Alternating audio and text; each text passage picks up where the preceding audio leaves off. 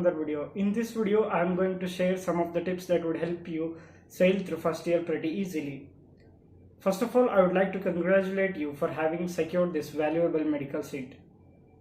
First year MBBS is considered the most difficult year of all the 4 years of undergraduation. Reason? Well, you had just come out of a PU college wherein all you had to do was just sit and study and give your exams. But here in medical college, the condition is pretty different altogether, because you now not only have to get adjusted to a new routine that involves a lot of activities without giving you minutes of rest, but also you have to get adjusted to the new social life and new faces that you keep seeing every day in medical college. So this becomes pretty challenging to each and every one of us in the initial few days, a few months of medical college. So I'm sure by the end of this video, you will learn some valuable lessons that will help you sail through it very easily. So without wasting much of your time, let's get started.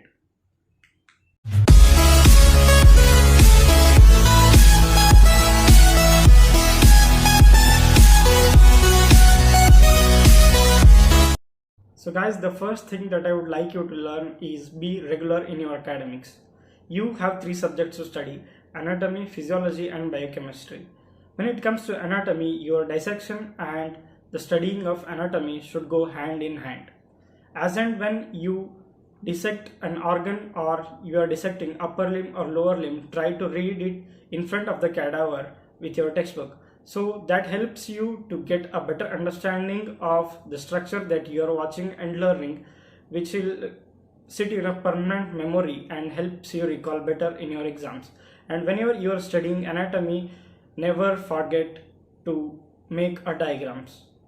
Diagrams are the most important and form a vital part of answers in each and every anatomy exam. So never forget diagrams in anatomy. When it comes to physiology, try to understand the concepts from standard textbooks, as this will carry a lot of weightage. Physiology is basic and almost all the subjects are very basic, and you must have a better understanding of the concepts. Biochemistry is also pretty interesting but very volatile. Most of the students find it very volatile, but try to read and try to write and practice them, and I'm sure you will definitely remember them. Next thing that I would like to talk about is seniors. This is a pretty debatable topic and I would like to give my points in this regard. You may not require the help of all the seniors in your college, but you will definitely require the help of some of the seniors in your college, because medicine is one such career where your experience matters more than your skills or talent. And in a medical school, the syllabus is so huge, sometimes we may end up in a dilemma about what to read and what not to read for our exams.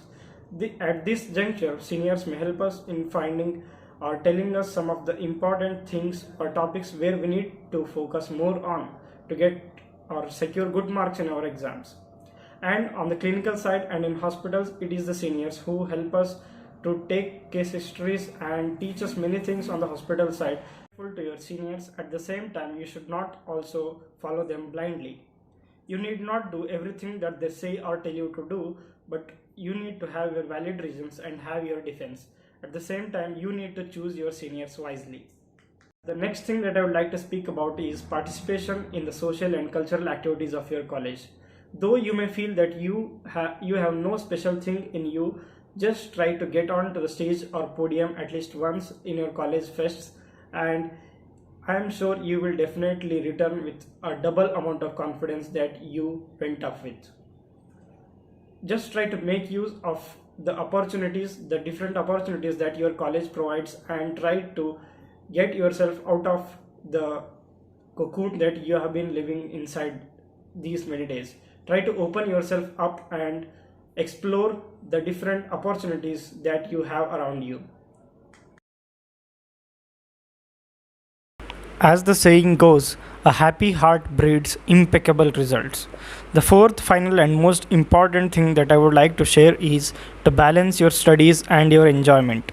While your studies and work consume ample of your time in college, try to take your time out in spending with your loved ones or your partner, your hobbies and passions.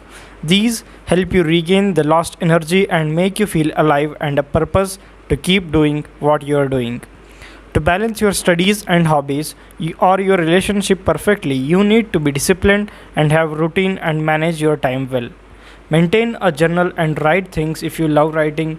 Go on tours with friends and make memories. All in all, try to live your life to the fullest and while also not ignoring your academics and studies. So guys, I am sure you must have found this video helpful. If you have found it helpful, please do share and subscribe to my channel for more such videos, and do comment your opinion in the comment box. Thank you.